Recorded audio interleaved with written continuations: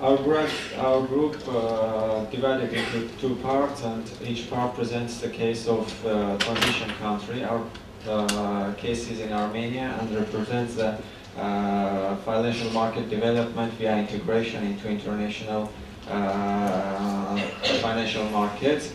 And our paper presents that it can be a better case to be integrated in the innovation world and brings gains into the economy of the transition country.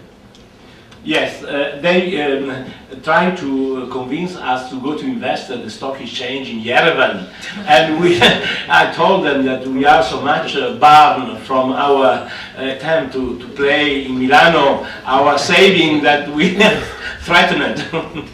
So thank you again. And now, okay, we analyzed the transition in China from the legal perspective, and it seems that we find out that the law would be a good instrument to manage gradual transition, because using the law you could at the same time, on the one hand, foster the transition, and on the other hand, to keep it under control, to avoid that it could go out of control at all.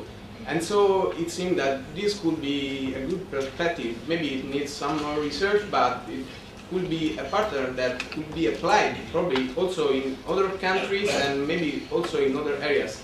Anyway, it was extremely interesting, and this interdisciplinary approach, because law is a legal science, so almost everything is supposed to go around the law. So thank you. Good morning, professors and dear friends. My name is Chen Jing. I'm in the third degree of Management School of Fudan University and Louis University in Rome. Our group is a very integrated group formed by 7 people from Fudan University and Purwakarta University and dear colleague from Thailand.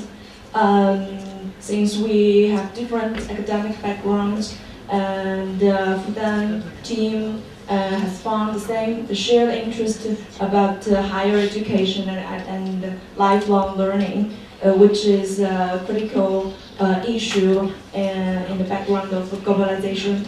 And so we are proposing a new community named East Asia Lifelong Learning Community, facing the challenges of East Asia higher education and human capital issue.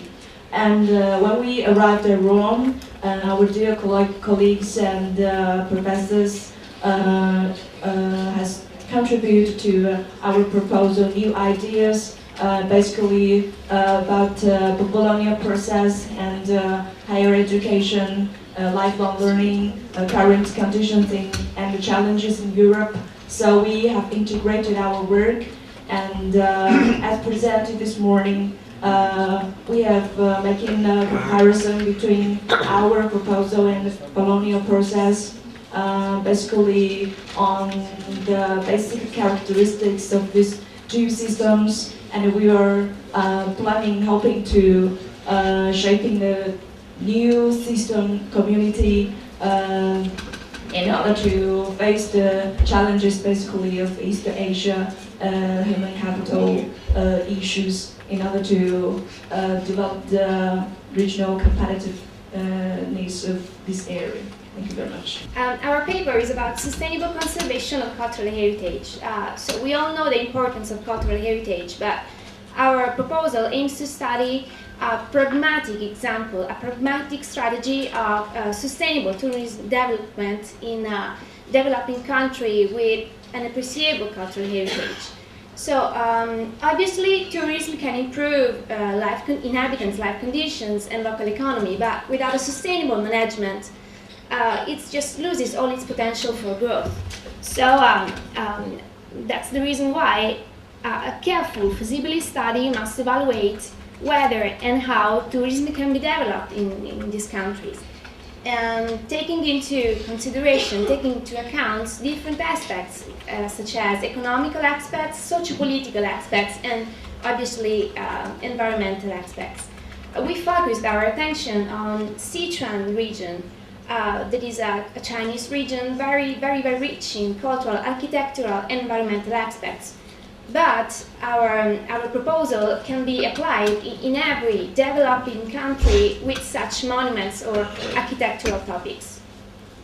It is hardly surprising that China's rise is being met with such anxiety on both sides of the Atlantic. And what we agreed on very early on in the group is that one of the ways of dealing with this is to ensure this continuity of global rules. And the way you do that is by making it as beneficial for the rising power, in this case we're looking at China, to making those rules as beneficial for that country. And so we looked at these four aspects: aid, institutional design, which again I skipped, and form shopping, and the role of Europe as this buffer between America and China. So I will, one interesting aspect. For those of you who've done political philosophy, this is maybe a rare case example of Rawlsian veil of ignorance, where you position yourself now not knowing what role you'll be playing in the future. And so you make it there's this incentive to make it as balanced as possible in the present, because you don't know whether you'll be dominating or dominated in the future. So I'll leave it at that.